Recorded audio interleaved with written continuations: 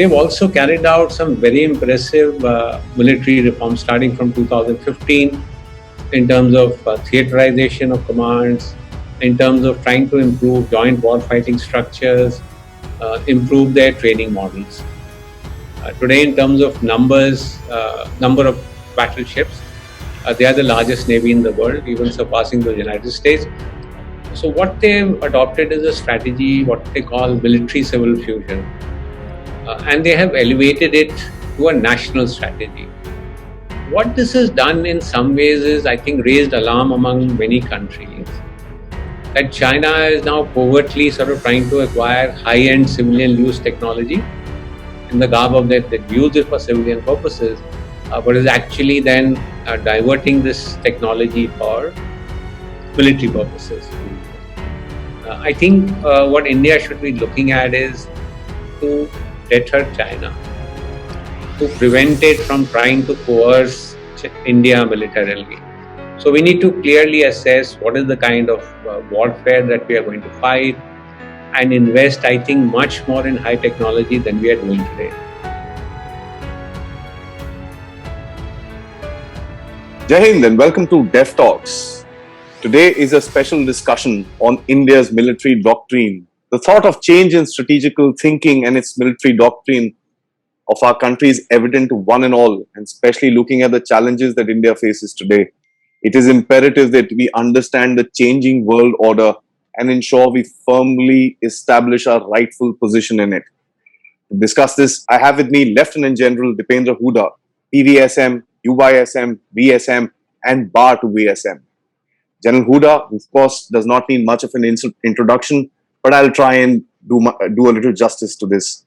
Commissioned the 4th Battalion of the Gorkha Rifles in December 1976, he spent his service in a variety of roles and a variety of theatres across the country.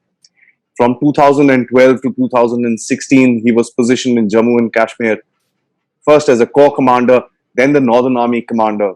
In this assignment, he has faced numerous challenges, both from Pakistan as well as China. Especially the 2014 Chumar incident, which happened, he was the Northern Army Commander in the region at that time, as well as the surgical strikes which were conducted in 2016, September. He retired after 40 years of distinguished service with the Indian Army. Today, he's a strategic thinker and a regular contributor to newspapers, online media portals, professional journals on national and international strategic affairs. Sir, thank you so much for joining me. My pleasure, Adi. It's great to be here with you and to have a chat on, some important topics. Yes, absolutely, sir. This talk is based on your article that you had written about a week ago, and it's really caught my eye. And I thought I'll just take it forward by a discussion so that, in my way, spread the word a little further away, sir. So you write about the rise in Chinese spending in terms of its military and focus on its capability development, and that's one of the first things that you had mentioned in your article. Does this show that the PLA now realizes that it might have overstretched itself in some ways and it needs to beef up to meet the challenges? And notwithstanding that the PLA has a very strong Army, Air Force and a Navy already present with it, sir. So, Adi, I think we need to take a long-term realistic view of China's defense spending. So for a period of almost 20 years, till 2015, Chinese defense spending had a double-digit growth, more than 10% growth every year for almost 20 years till 2015. After that, it's been hovering around 6, 7, 8% growth in defense budget. Just to put it in, a slight perspective, 1986, you recall, was the Guangdong incident with China, and there was a major standoff. In the period of 1986 to 88, the Indian defense budget at that time averaged about $10 billion. And the corresponding Chinese defense budget in this period was $6 billion. Just 60% of what India was spending. Today, it's officially more than 3 times India's defense budget. Some estimates, put it as high as 4 times. So therefore, I think the way we want to look at defense spending of defense spending of China is not that it's a reaction to some recent events, but the fact that it has been growing like this for more than 25 years to a plan. And what is that plan? That plan is that, and it's out in the open domain. It's been announced by the Chinese leaders that they want a fully modernized military by 2035, and they want a world-class military by 2050.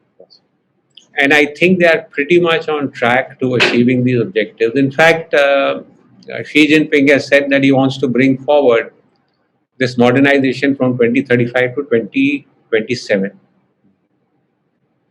They've also carried out some very impressive military reforms starting from 2015 in terms of theaterization of commands, in terms of trying to improve joint warfighting structures, improve their training models. So let's not look at it as I said earlier, as something that is of recent origin, or the increase in defense spending is because of the challenges that they are facing today. No, it's been done according to a plan. Having said that, your point about have they overstretched themselves today, and I think there is a view that they seem to have overstretched themselves, and this could bring them some challenges. Because if you see in South China Sea, in the East China Sea, if you see statements coming out about Taiwan, what they've done in Hong Kong, uh, the situation on the borders with India, the fact that that great power competition between US and China is growing. So for sure, today it appears that the PLA could perhaps be overstretched. What impact this will have, I think, Adi, we'll have to wait and watch for a while. So it's not easy that we can sit down today and say this is what the trajectory is going to be as we go forward. True, sir. True. As a matter of fact, one also sees the Chinese footprint going in towards Afghanistan as well, because I guess they want to protect themselves from that region as well. Sir. True. Because we don't really know after the US withdrawal, what shape the future of Afghanistan will take, and the Chinese are certainly worried about, the spillover of events in Afghanistan, particularly radicalization, spilling over their borders in the Xinjiang province. So, yeah, it is a matter of concern for the Chinese. So as far as the Air Force is concerned, the Chinese Air Force, or the PLA-AF and the PLA ground forces, both of them seem to be pretty good. One of the things that the Chinese themselves recognize is there not being a world-class navy. Although they have very, very high numbers, as a matter of fact, they are growing up faster than the US. They have crossed the US in terms of the numbers, but also they are, trying to protect their sea lines of communication in various different sectors, because it's a well-known fact about the Chinese trade going around. How far do you think they would be able to augment their navy to keep the US out of their nose within, especially the South China Sea, looking at the US's strength itself as well as the Quad developing up, sir?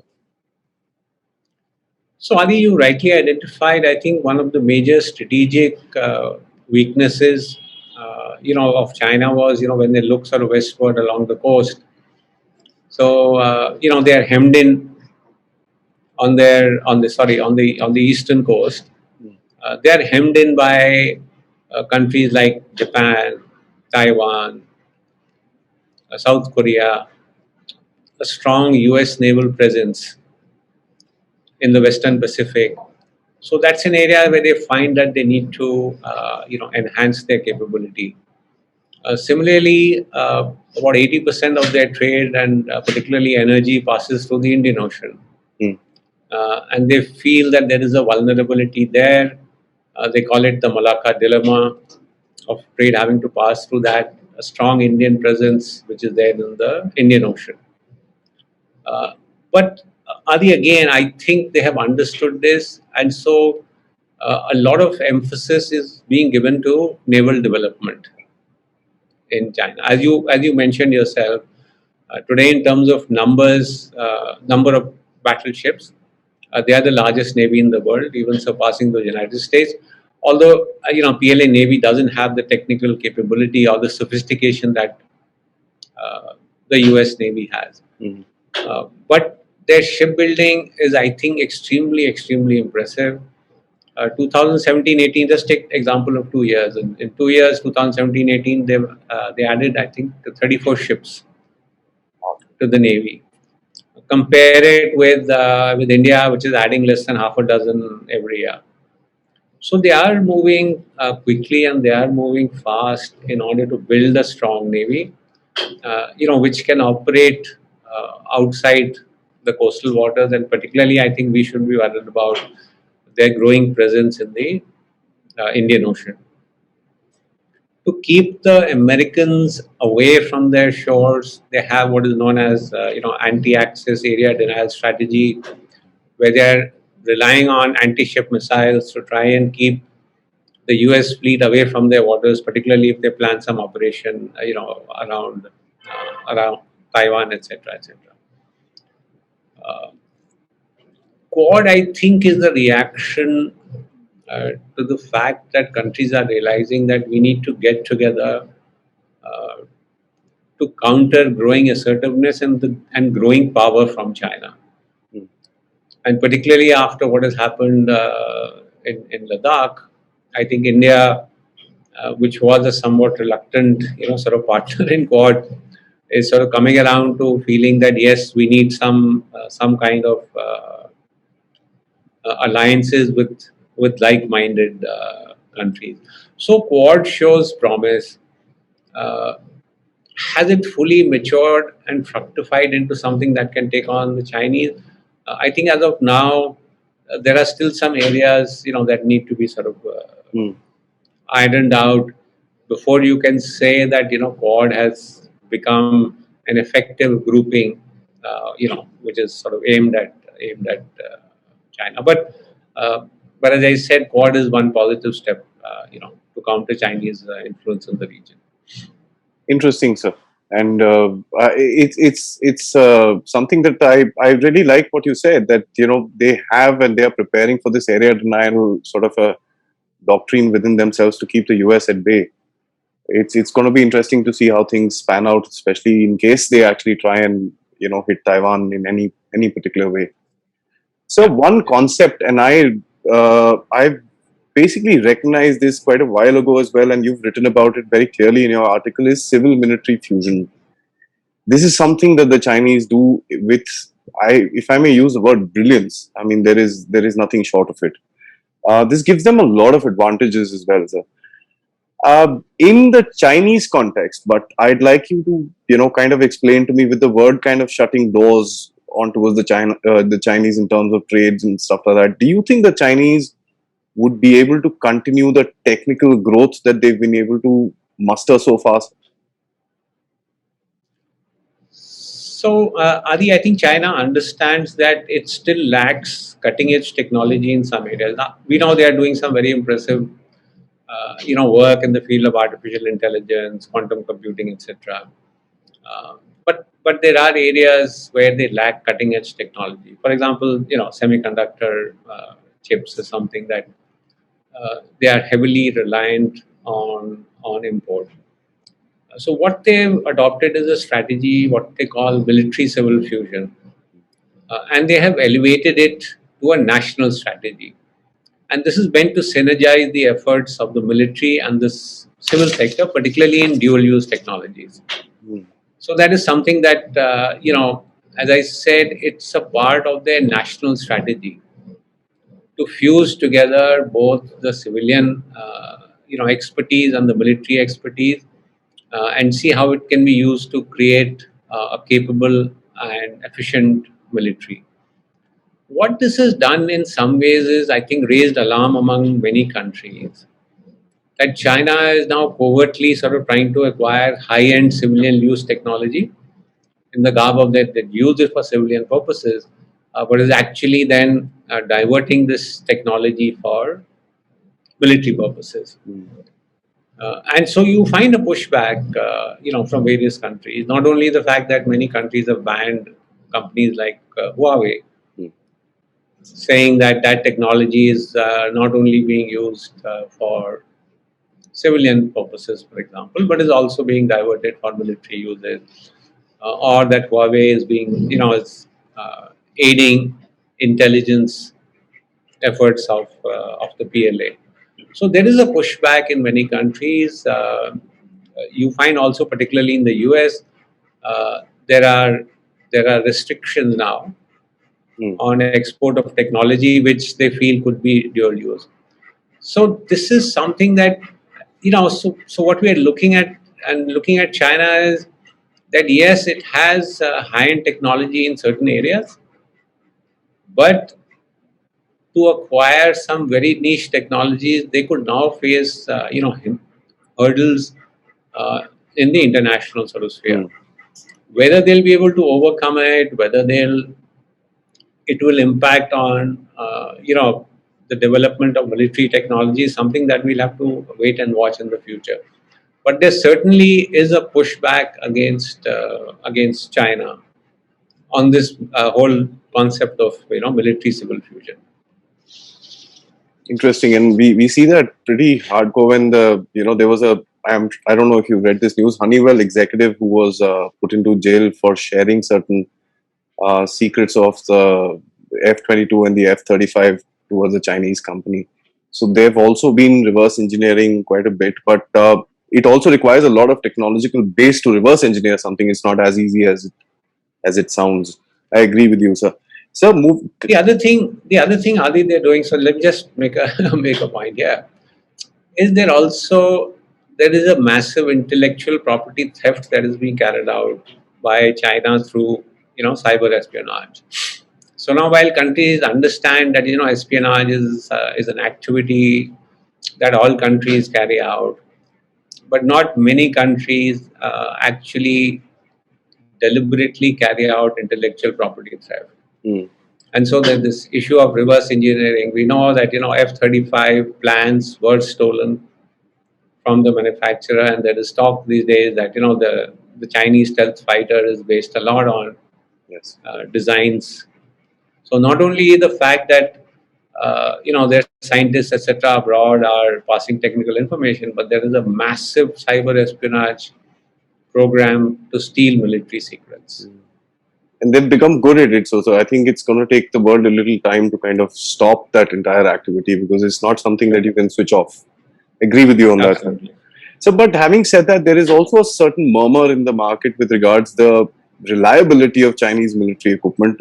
They normally don't send their equipment to air shows or military shows, or they don't do combined defense exercises with powers that are not, I won't say friendly, but I would say under their span of control to a large extent. Would you be able to, put a word on the quality of their equipment, and do you think it is probably equal or lower or higher than what they actually claim it to be?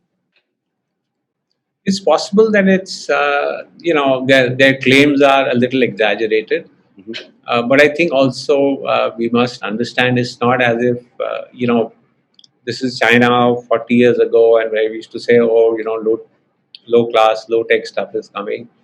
So a lot of their military equipment is comparable to world class equipment, Mm. tanks, guns, missiles, for example, the UAVs that they have. So they still lack, I mean, they haven't really reached, say, American technology levels. But I don't think, we can go by the assumption that all Chinese equipment is, Absolutely. poor quality, or doesn't have good capability. Their air defense systems are good. Some of the aircraft are very good. So I would say they have capable military equipment, in some areas comparable to equipment around the world. Some areas, of course, I mean, aircraft, for example, aircraft carriers, for example, I don't think they can compare with what the Americans have right now. Having said that, the speed of building is still very, very high, sir. They built up an aircraft Impressive. carrier in record time. I mean, it is Yeah, very, very, very very impressive. impressive. Yes. So they have been very, very good in implementing their three warfare strategy, and you kind of hinted this in the past couple of answers against his adversaries, friends, competitors. I think it's an all-in-one game for the Chinese. With the viral politics now kind of taking into shape, there's a lot of pushback. People are kind of upset with China with the way they've handled this whole pandemic. Do you see the Chinese now modifying their approach from being this aggressive wolf warriorism sort of a tactic, or do you think they will kind of stick to what they're doing and continue the strategies? So Adi, so basically just for your viewers to get a little understanding of what this three warfare strategy is. Basically, it's a combination of public opinion, psychological warfare, and legal warfare. So these are the three constituents of uh, what they call three warfares. Uh, this is not some vague concept as far as the Chinese military is concerned. It's a doctrine that has been approved by the Chinese Communist Party in 2013. So it's very much part of their strategy, very much part of their doctrine. Uh, it's also a part of the larger information warfare campaign that they are carrying out to influence both domestic opinions, because they don't want dissatisfaction within the country. Yes, yes. And so there is a massive sort of domestic opinion influence campaign that is going on, and also attempting to influence foreign policy objectives.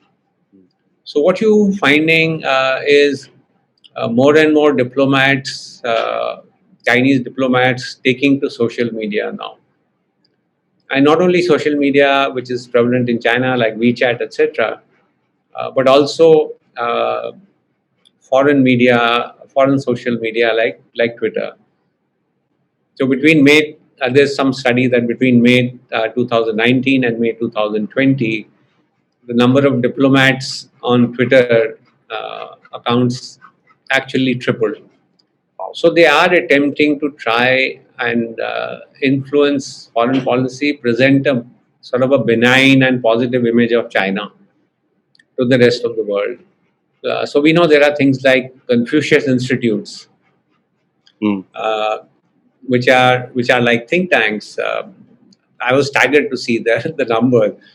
There are more than 500 Confucius, institutes in universities abroad. More than 500. So these are all part of their sort of influence campaign. But as you said, of late there is a pushback, particularly on the handling of the coronavirus by China. Their attempts to obfuscate what the origin was. In fact, they did a massive campaign to show that the coronavirus actually initiated. It was brought by uh, the U.S. military during the military games at Wuhan. Uh, Plus, I think there is also pushback, as I said earlier, on the aggressive actions that are taking place. What they did in Hong Kong, what they're doing in South China Sea, what they did against India, and would this therefore lead to some modifications? It's possible, Adi. They understand that this whole wolf warrior diplomacy is actually not buying them any friends.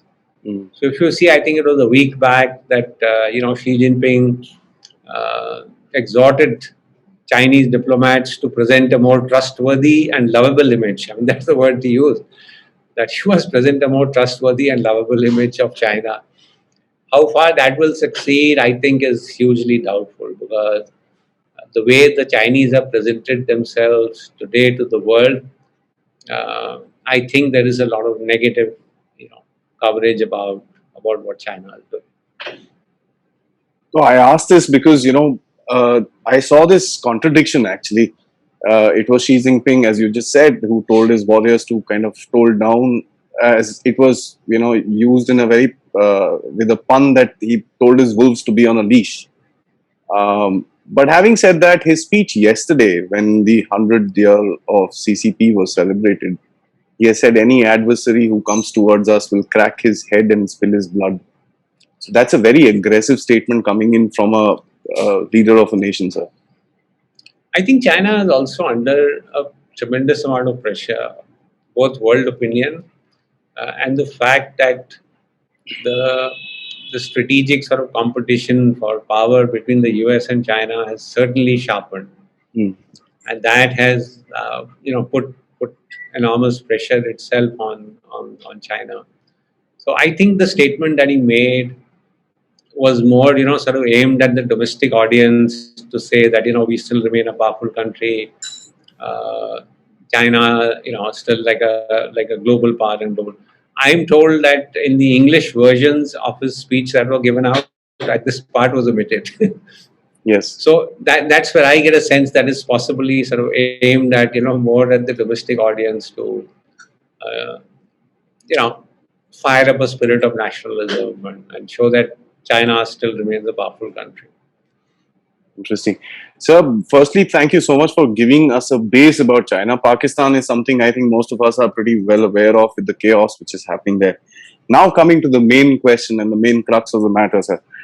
We've bore the brunt of pretty much all the tactics of the PLA and the CCP in the past year, from information warfare to propaganda and so on and so forth. As a matter of fact, I won't want to take the name, but one of the very leading newspapers in India had a double-page spread ad congratulating the CCP on its 100-year anniversary, which is something very amazing to see considering the kind of fervor which is there in India against the CCP.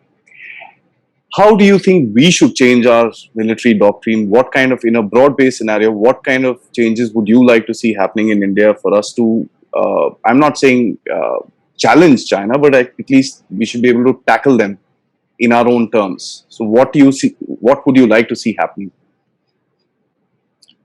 So Adi, nobody wants to fight a war. I think two nuclear armed neighbors certainly do not want to see an all-out war taking place, along the LAC or along the northern borders. I think what India should be looking at is to deter China, to prevent it from trying to coerce India militarily. That we are now here, this is a disputed border, we are going to come in, we'll occupy some areas, we'll put pressure on you. That sort of actions need to be deterred. So our primary strategy against China should be a strategy of deterrence.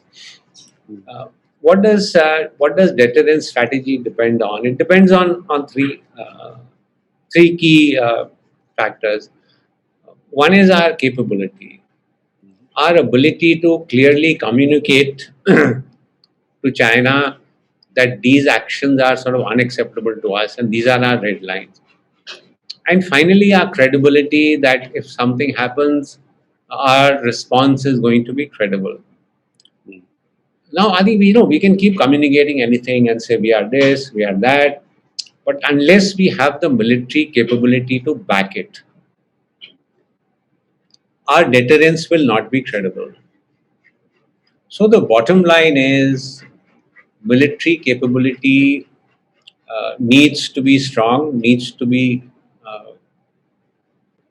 so much that the Chinese understand that any military misadventure along the LAC is going to invite a very strong response from our side. Today, I think we also have to accept that the military capability gap between India and China is growing. We've talked about the defense budget. I recall there's a report by the European Union which estimates that by 2030, China's defense budget could grow to $700 billion, while India grows to about $200 billion, which means a $500 billion gap could exist, over the next 10 years. I think we need to be conscious of this and take some very specific steps. So the first step, Adi, is we need to take a hard look at our defense budget. Unfortunately, it's just been growing minuscule amounts, which actually don't even cater for inflation. We know that our modernization, to a large extent, uh, has remained at a slower pace than we wanted it to go. Correct. And so the government needs to take a hard look at uh, what to do with the Indian military defense budget. If we want to have global ambitions, if we want to check a growing power like China, then we need to build up our military capability. And I'm afraid, and I must say this bluntly, the current state of the defense budget will not support that.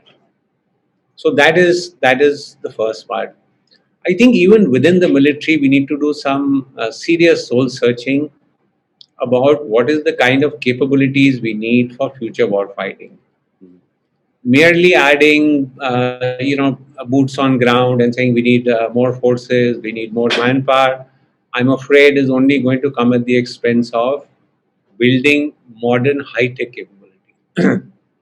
So we need to clearly assess what is the kind of warfare that we are going to fight and invest, I think, much more in high technology than we are doing today.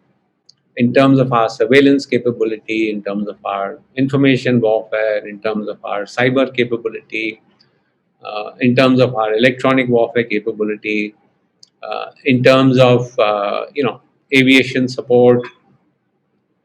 So that is something that I think there has been too much focus, for example, on large platforms. Number of ships, number of aircraft. We need 40 squadrons, or we need 42 squadrons, or we need a 200 ship navy. I think we need to look at other capabilities that will be of greater use. Artificial intelligence, for example, the adoption in the Indian military is low. Robotics, unmanned systems, these are areas where we are lagging behind. So, one, as I said, we need to look at the size of our defense budget. In the military, we need to do some honest, debate on what capabilities will be required for the future.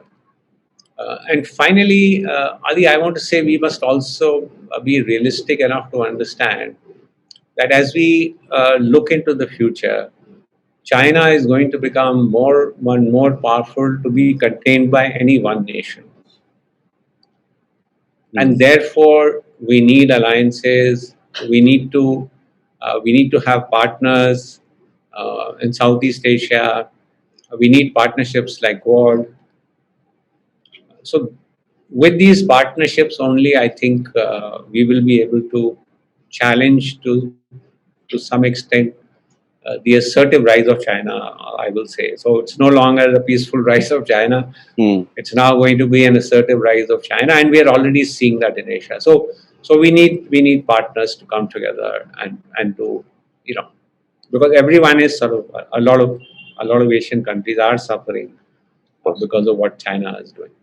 Appreciate that. So I think you're talking about more of a strategic value addition to the military rather than looking at tactical advantages in small areas along the line of control. It has to be more of a larger picture growth. Is that what you're trying to say, sir? This has been Absolutely. Sorry. Absolutely. I mean, I still think by saying that we've added 10,000 troops along the LAC or 20,000 is a short-term step. And yes, you need to plug gaps that are there, and you need to maybe strengthen some capability. But I think the larger picture of how an overall war fighting capability needs to be developed jointly between the three services, focusing on high technology areas, is something that we need to move forward. I think absolutely, sir. I agree with you, and we should copy China in the civil military fusion sort of a situation. Would you agree to something like that, sir? Absolutely. I think it's time that the R&D, the technology available in the civil sector is brought in. There is much greater involvement of the academia, the civil industry. I think we are over dependent on a few government organizations like the public sector undertakings, the DRDO, etc. In some ways, today you find technology in the civil sector, for example, is outpacing even technology in the military sector. Correct. Unmanned cars, for example, this is a technology that's out there in the civil sector, and you can certainly utilize this in the military. Of course, yes. So this has been an amazing conversation. As a matter of fact, the general has taken us through the study of the Chinese military doctrine, how they've grown over the past two and a half decades, where they've become one of the most assertive forces. I won't say not just in this region, but actually around the world, wherein powers across the big pond, as it's called, are also getting worried about China's moves in various sectors. After that, we've also gone through how the Chinese have been able to amalgamate a national policy with regards the civil military fusion, which is something that I think we just spoke about. India also needs. And finally, of course, the general has told us what his vision of what India needs to do to challenge the growing assertiveness of China. So this has been a wonderful conversation. I'd like to thank you for one, writing that article, and two, taking out the time to have this conversation with me. I'm sure a lot of us would learn quite a bit as to what we need to do in the future to manage or counter our threats coming in from across the borders.